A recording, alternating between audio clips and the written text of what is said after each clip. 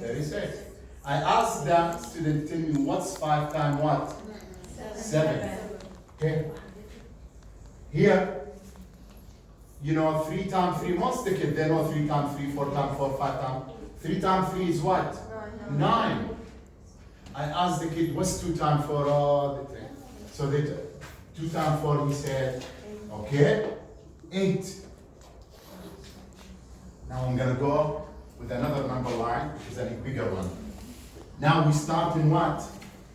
Small. Now I'm going, let me go 8, 9, 10, 11, 12. So I ask him, I don't want 9 times 11. I ask him, that's in 0, I don't want that. 7, 6, okay. Here, I give him this.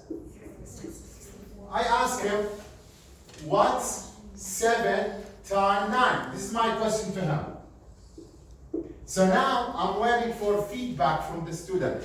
Again, I'm not talking, silent. So, here, here, here. So what's 7 times 9?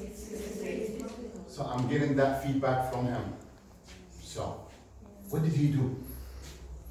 So student, this is my lesson. I explained to him, he answered this question. So now, in his mind, whatever I ask him, that's 13, right?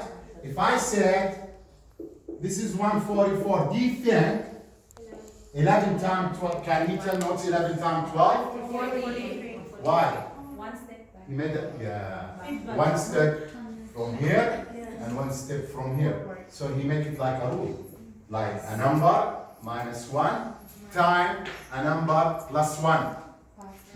Did he understand this silently without any word? Yes. So it worked. For you, it's worked. So why it's not going to work with the kid? But doctor, like, what's the point of teaching without words? Did you hear that? I mean, did Yeah, you but watch like- the video? Yeah, I watched it, like, I want to. By the way, I'm not saying you're going to